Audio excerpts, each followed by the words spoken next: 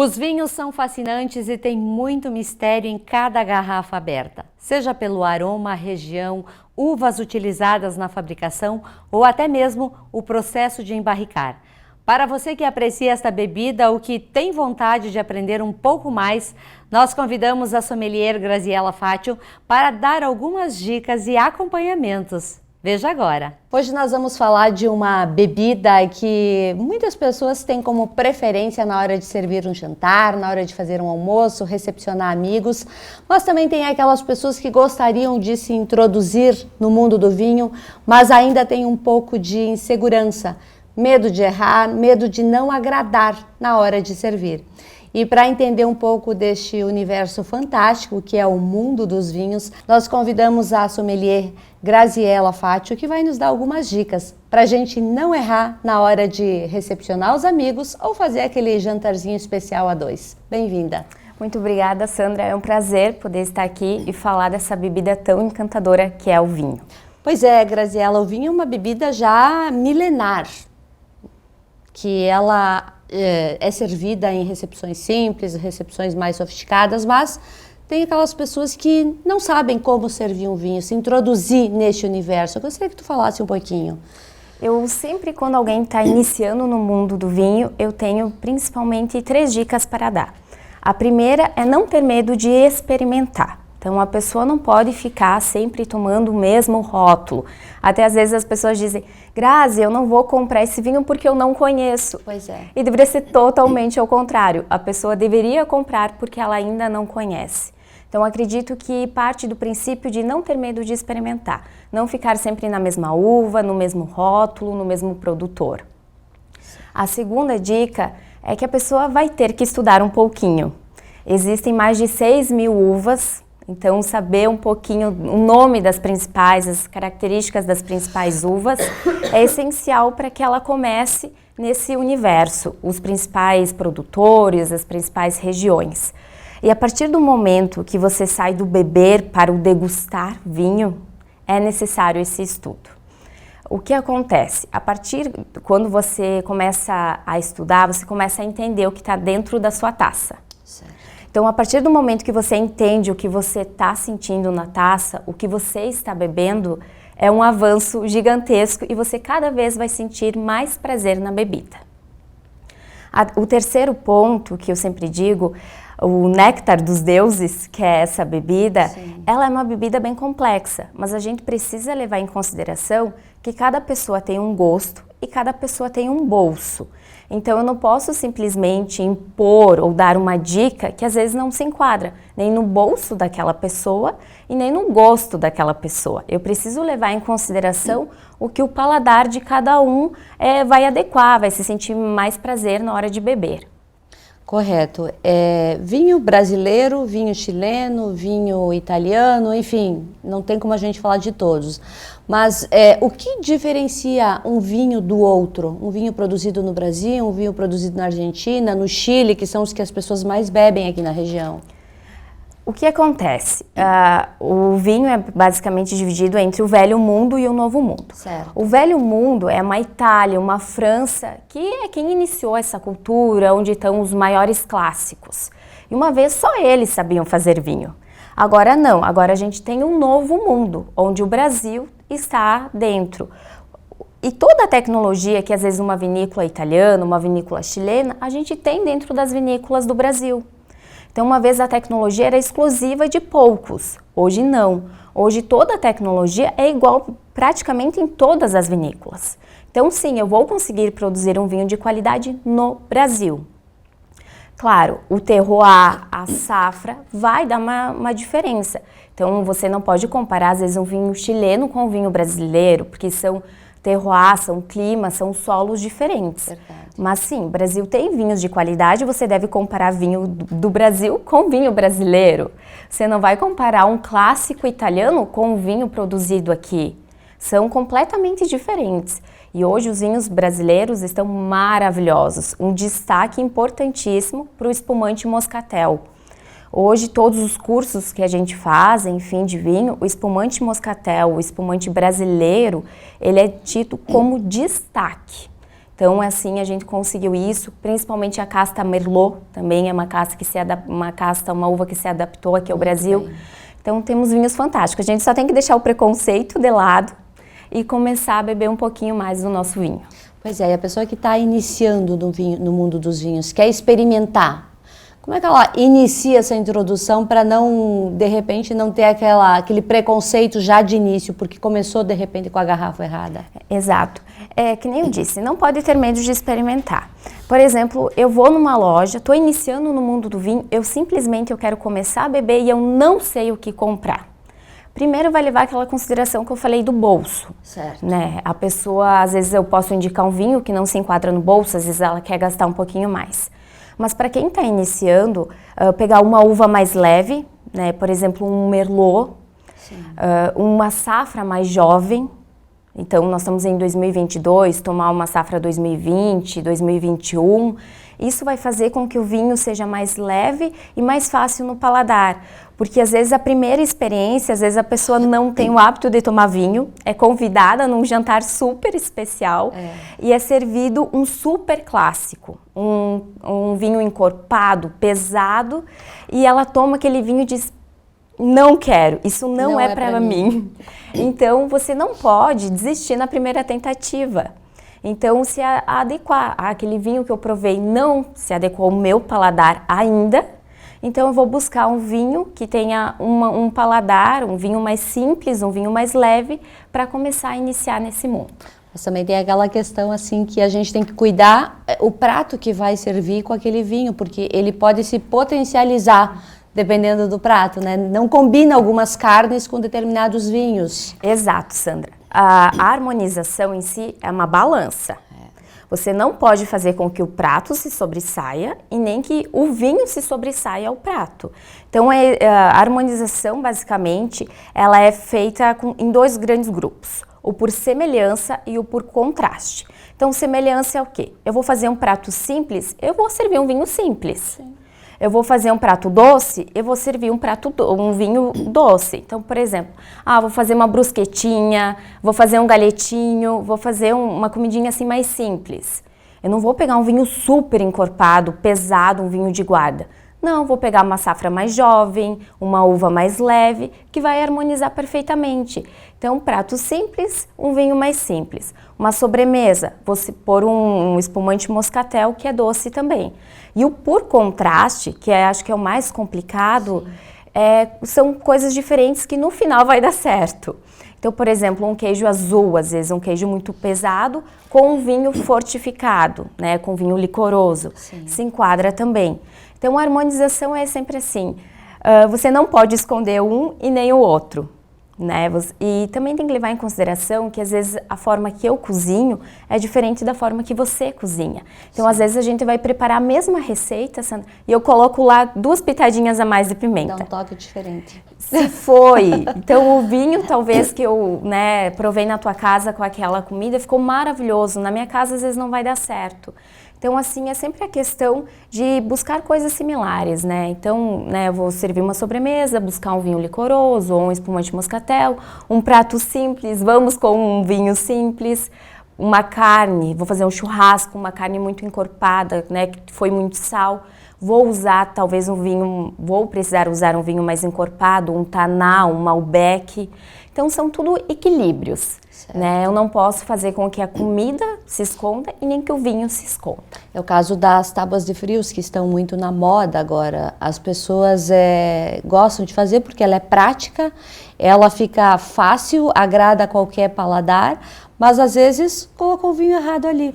Aí deu aquele contrapeso na tábua. Bem isso, Sandra. E a questão da tábua também é bem complexo, porque às vezes você coloca 5 tipos de queijo. Isso aí. E cada queijo deveria ser tomado às vezes com um vinho. Então, o que acontece? Tentar pegar um vinho, por exemplo, um espumante brut, né, vai ajudar a limpar as papilas degustativas, não vai prejudicar nenhum desses queijos, ou às vezes um vinho até mais leve, um chardonnay, um sauvignon blanc, que também não vai prejudicar o que está na tábua. Certo. Então, às vezes parece uma coisa simples e às vezes acaba não sendo, né? É verdade. Algumas pessoas, quando vão tomar o vinho, elas sentem notas diferentes, notas da barrica de carvalho, notas da madeira, notas de frutas. A que ponto de entendimento a gente tem que estar para entender, para sentir esses aromas no vinho? Como eu disse lá no início, vai ter que estudar um pouquinho, né? A partir das uvas você vai começar a entender. E o legal para quem está iniciando, para quem quer saber o que está presente no vinho, às vezes pegar a ficha técnica do vinho. Então, muitos vinhos acompanham ficha técnica. Sim. Então, ali na ficha técnica, por exemplo, já vai dizer se o vinho passou tanto tempo por barrica. 12 meses de barrica, 24 meses de barrica, não passou por barrica, porque tudo isso vai te ajudar na análise. Mas é só degustando, né? Então, a partir do momento que você começa a degustar, prestando atenção. Eu sempre digo, o beber é você pegar a taça e beber, não estava prestando atenção. A partir do momento que você começa a degustar, começa a analisar a cor, começa a analisar o olfato, o paladar, você começa a entender esses aromas. E muitas coisas é da vivência pessoal de cada pessoa. Então, por exemplo, existem os aromas os primários, os secundários e os terciários. Os primários é da própria uva. Então, são aromas mais frutados, que é normalmente o que esses vinhos leves, vinhos de 1, 2 safras, vão ter, que são aromas mais simples. E os secundários são da fermentação. Às vezes é um aroma de manteiga, de pão, de fermento. E a terceira são os terciários e os mais complexos, porque são da amadurecimento em barrica. Então, depende da uva, depende do processo de vinificação e depende da barrica para dar esse buquê no vinho. Então, às vezes, a minha vivência, eu vou pegar um vinho e vou sentir notas de framboesa, de amora, de baunilha. E, às vezes, a pessoa nunca provou amora. Como que ela vai encontrar amora no vinho se ela nunca provou uma amora? Então, é muito a questão da vivência. Às vezes a pessoa vai sentir, às vezes eu vou sentir um aroma que você não vai. Não significa que estão errados. Claro, não pode ser aromas totalmente diferentes, né? Porque daí sim alguma coisa tá errada. Mas se são frutas vermelhas, eu senti amora, você sentiu pitanga, o outro sentiu ameixa, é por causa da nossa vivência pessoal. E eu sempre brinco, tem que ter um nariz bom. É verdade. Porque o que acontece, até eu sempre digo, acho que eu fui um cachorro em outra vida, né? Porque o meu nariz é um negócio impressionante. E às vezes a pessoa diz, mas eu não tô sentindo nada. Então é a questão, às vezes, da pessoa e às vezes realmente o teu olfato não é tão apurado. Mas muito dos aromas são da nossa vivência. É verdade. A pessoa que quer começar a tomar, por exemplo, moscatel, deixou de tomar cerveja por qualquer motivo que ela tenha e quer se introduzir nesse mundo, começa por uma moscatel mesmo ou já pode começar por uma demi-sec? Eu sempre digo que o moscatel é uma porta de entrada para o mundo do vinho. A pessoa pode dizer que não gosta tanto de vinho, mas uma moscatel ela toma. Toma. Então, a moscatel sempre é uma porta de entrada. Então, a pessoa vai tomar uma moscatel, não tem problema nenhum. É mais doce, é mais fácil, o paladar aceita. Aí, por exemplo, a semana que vem, vou comprar uma demi-sec. Aí já coloca um alimentinho junto. Sim. Aí o ponto que ela vai chegar e vai dizer, não, eu vou na Brut. Então, é uma porta de entrada. Eu sempre digo que o moscatel é uma porta de entrada. A pessoa vai começar pelo moscatel, mas vai chegar um momento que ela vai ter curiosidade de provar coisas diferentes. Então, um vinho branco também é uma porta de entrada. Sim. Porque o vinho branco você pode tomar ele mais geladinho, né? Então, é uma excelente porta de entrada. Você toma ele numa temperatura mais refrescante, aí depois você vai querer provar um tinto leve, depois você vai para um tinto mais encorpado. Então, são fases, né? Eu também não posso querer que a pessoa inicie bebendo um brute. Ela, às vezes, não vai ter paladar ainda. Então, é todo um processo. Eu vou para o mais simples, para depois ir para o mais complexo. Mas também depois que chegou na Brut é um caminho sem volta. É um caminho sem volta. Depois que você começa a tomar Brut, é um caminho sem volta. É verdade. Hoje a gente, passeando pelo mercado e olhando sites de venda de bebidas, O vinho, o espumante, que sempre foi uma bebida vendida em garrafa, com rolha de cortiça, começou a ganhar novos moldes de produção. Em latas, aquela rolha que é rosqueável, que eu não me recordo o nome. Altera o sabor? Não. E esse é um preconceito, assim, gigante. Às vezes também eu indico alguns vinhos e a pessoa diz, mas é de rosca? Porque eu sei que tem um charme, né? Num jantar romântico, você ir lá, sacar a rolha, servir. Eu sei que a rolha de cortiça, ela tem todo um charme. Mas para vinhos leves e vinhos jovens, a tampa de rosca hoje é até melhor. Isso que eu tô falando é comprovado cientificamente, até melhor. Porque o vinho leve, o vinho jovem, que tem que ser consumido em 2, 3 anos, ele precisa ser preservado aquele aroma primário dele. E às vezes a cortiça não deixa, porque ela vai trabalhando. Então, para um vinho jovem, a tampa de rosca, gente, não tem problema nenhum. E cada vez está mais normal, porque cortiça, né, é uma planta, né? Então, o que acontece? Tem um momento que a gente está deixando, né, os grandes produtores estão deixando a cortiça para os seus vinhos de guarda. E vinho de lata eu acho um barato, porque o que acontece? Se eu vou para a praia, eu vou para a piscina, gente, perigo da garrafa quebrar. Né? Se quebrar, o que você faz com a garrafa se quebrar na areia? Né? Como é que você vai recolher? Então, assim, o vinho de lata é para esses momentos de descontração. Ai, fui para a piscina, levei um vinho de lata. Fui para a praia, levei um vinho de lata. Claro que no jantar, né, com convidados, você não vai acabar não servindo um vinho de lata. Mas, assim, não tem problema nenhum. E como eu disse, são vinhos mais leves que têm essa proposta mais jovem. Então, estou iniciando agora no mundo do vinho e quero beber um vinho mais simples, mais leve, então é super prático e eu adoro. Aquele hábito que algumas pessoas têm de cheirar a rolha. Algumas pessoas acham estranho, ou cheiram a rolha e não sentem nada. Também precisa ser estudado para chegar a esse nível de sentir na rolha o aroma do vinho. Na verdade, o cheirar a rolha é porque antigamente existia muito uma doença de rolha, que acabava estragando o vinho. Certo. Né? Era uma doença que estava presente na rolha e passava essa doença para o vinho e acabava estragando a garrafa.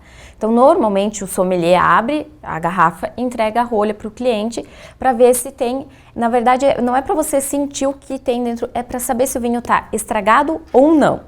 Então, não tem cheiro, está normal, o vinho está bom, pode ser consumido. Se você pegar a rolha e tiver um cheiro muito forte, muito ruim, é porque o vinho está estragado. É basicamente para analisar isso, se o vinho está bom ou não. O que acontece? Hoje em dia a tecnologia está tão avançada que as fábricas de rolha têm uns processos tão rigorosos que raramente, faz anos que eu não ouço alguém falar que encontrou uma rolha estragada. É verdade. Por causa que existe muita tecnologia nessas empresas, então tem um processo de qualidade gigantesco. Então, para uma rolhinha passar pelo processo é muito difícil. Então, basicamente, o ato de cheirar a rolha era para saber se ela estava estragada ou não. Mas hoje é muito raro. Não é necessário, né? Eu, basicamente, às vezes eu dou uma cheiradinha só assim por curiosidade.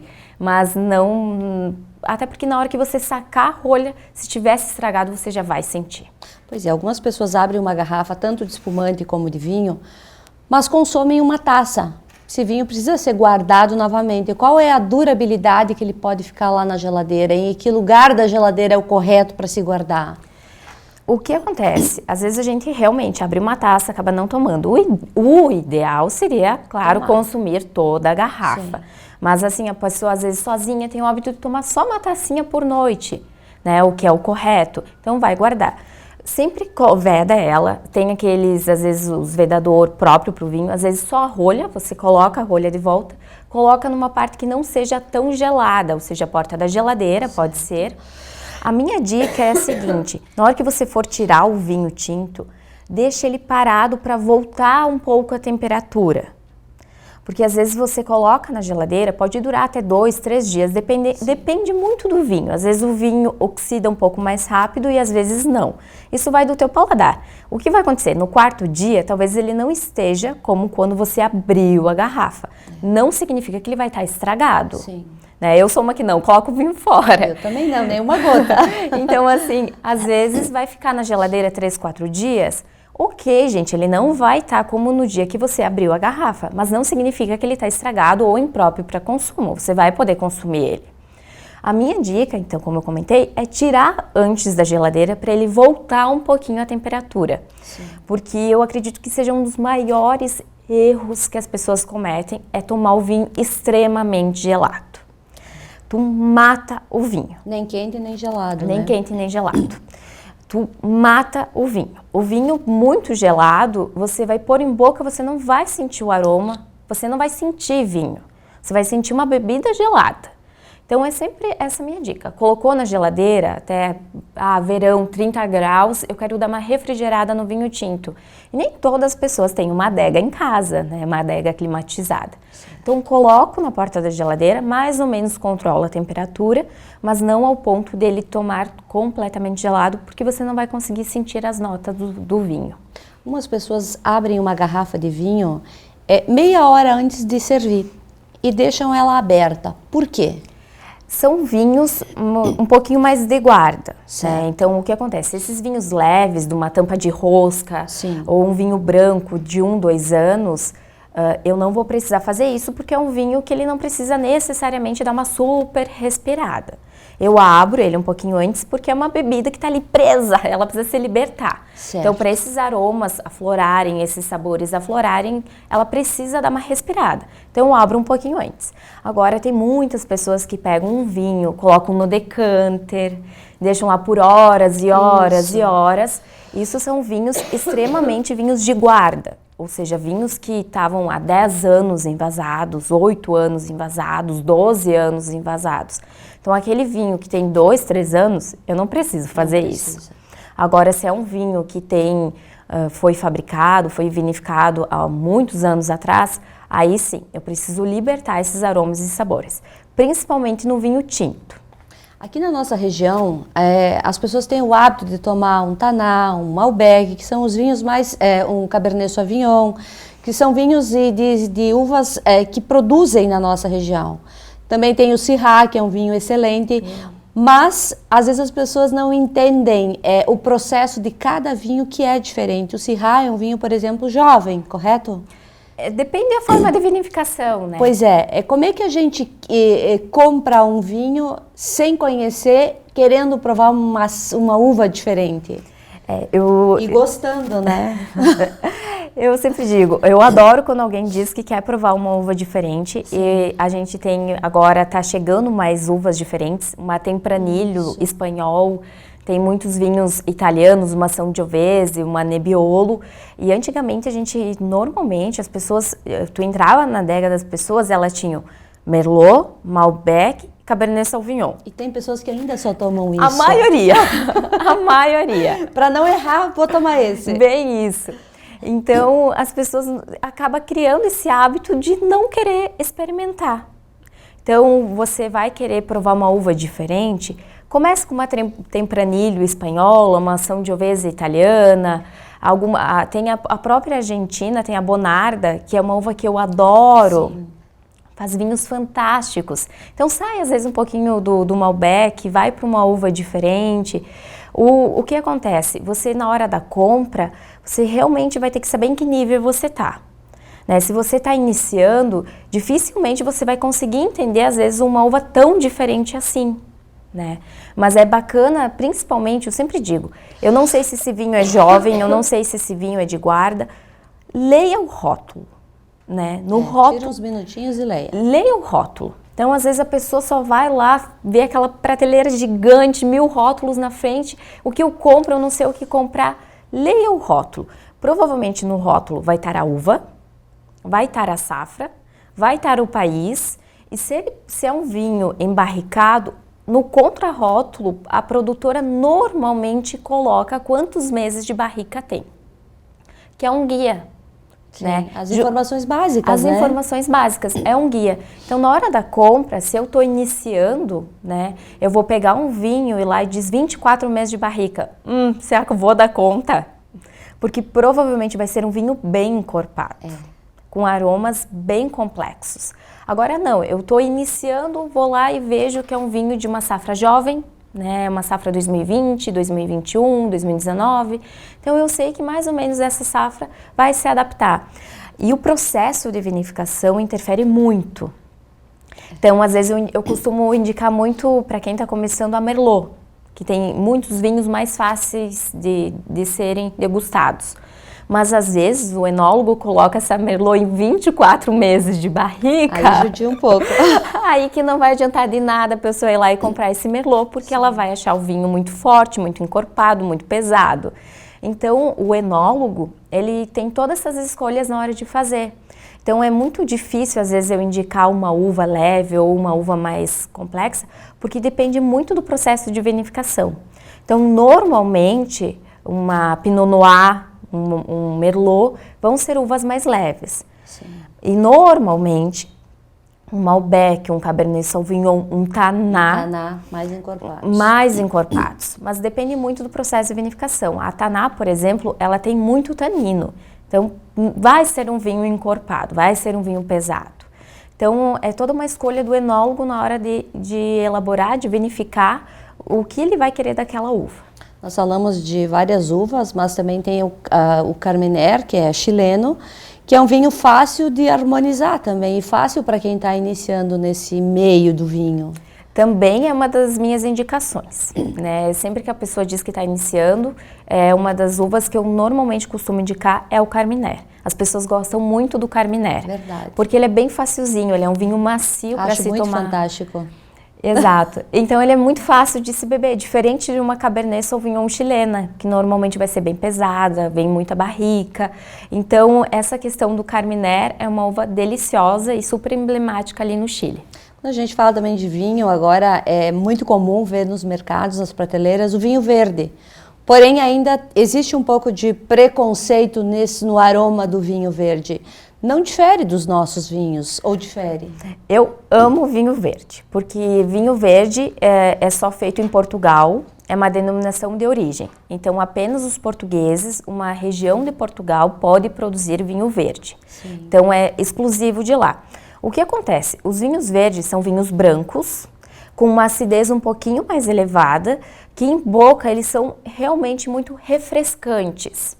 Então, no verão, né, você vai ver você vai ver muitas pessoas às vezes postando fotos, tomando um vinho verde na piscina, né, naquele happy hour, porque o vinho verde traz essa refrescância, mas não perde por nada. Se você pegar um Sauvignon Blanc de Santa Catarina, um Chardonnay nosso, também vai ter uma refrescância, né, uma coisa mais boa de se tomar. Mas o vinho verde tem essa característica que é específico de Portugal, que é essa questão da acidez e do frescor em boca. Mas tem vinhos nossos, nacionais, que podem muito bem competir com os vinhos verdes. Com certeza. Este ano nós tivemos um verão seco, um início de inverno chuvoso, porém não tivemos dias muito prolongados de frio. Uma semana de frio, dá aquela esquentada, e assim a gente está seguindo essa estação. O que se esperar da nova safra de vinhos? O que a gente vai encontrar daqui a pouco aí nas adegas, nos mercados e nas vinícolas boutique?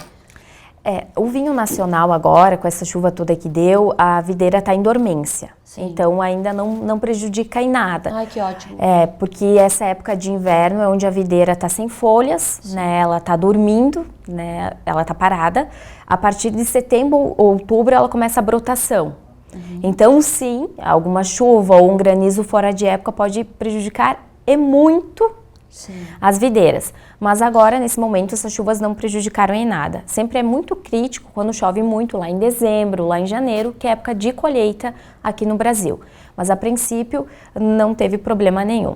Mas podemos esperar, de repente, se tudo se encaminhar da forma que está indo, uma boa safra. Uma boa safra. E os últimos anos do Brasil a gente tem visto boas safras. Então acredito que vai sim ter bons vinhos. Vamos ter que esperar um pouquinho, porque normalmente demora uns 2 anos para o vinho vir a mercado.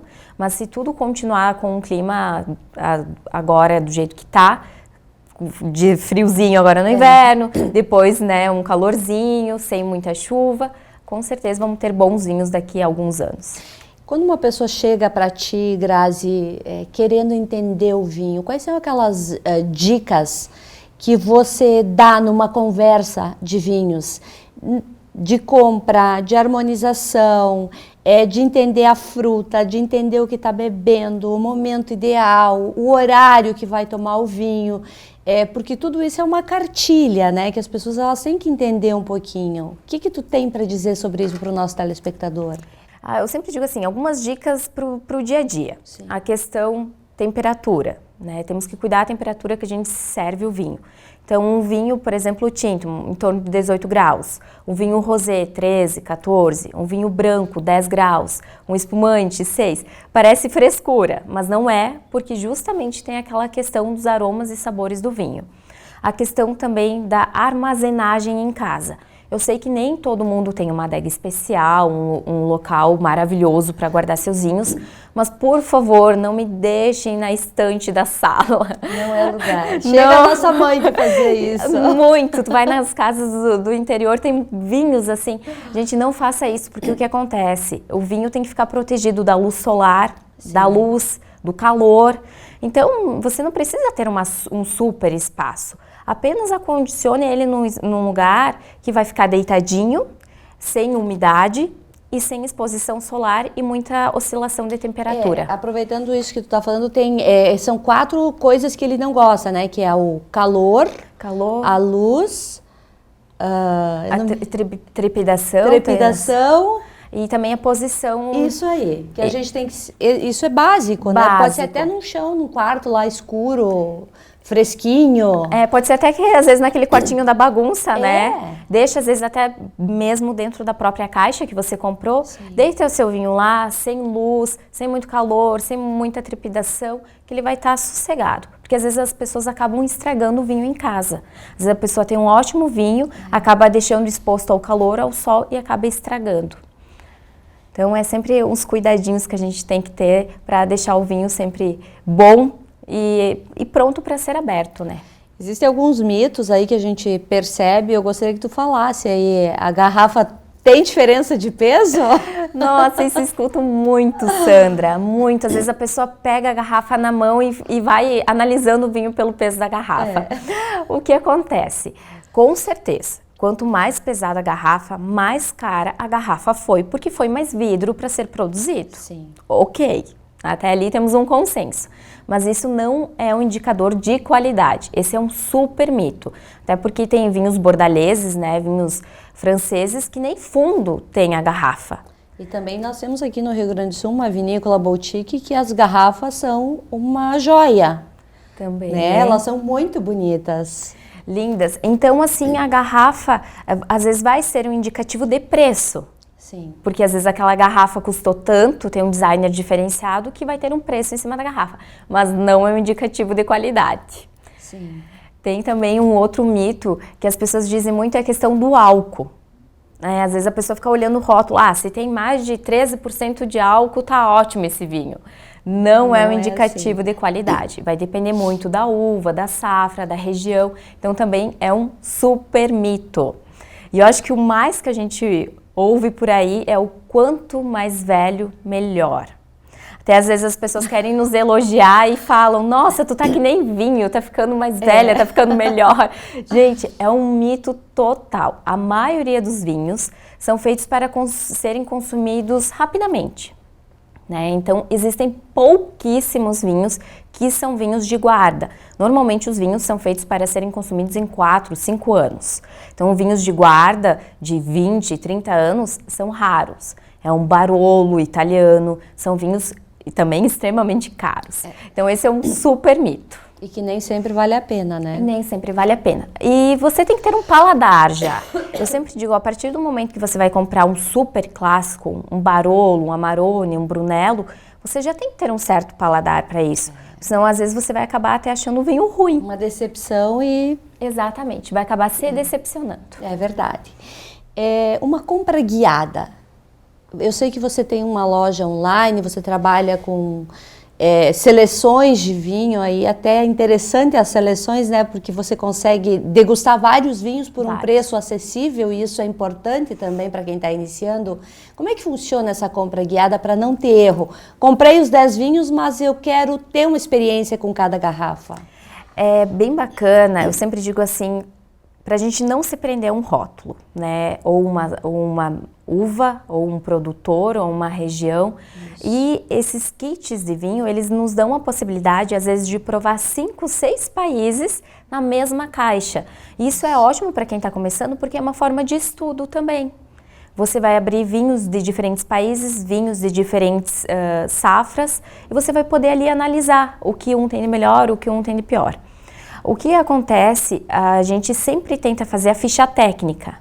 Então, eu sempre estou online, então quando a pessoa tem uma dúvida, que é justamente uma compra guiada, uma orientação, a pessoa me chama e eu oriento, ela vai me passar todas essas dicas que a gente falou durante o programa todo. Sim. Né? A gente vai saber em que estágio ela está, o que ela quer comprar, e a partir desse momento, então, eu vou indicar o melhor rótulo para ela.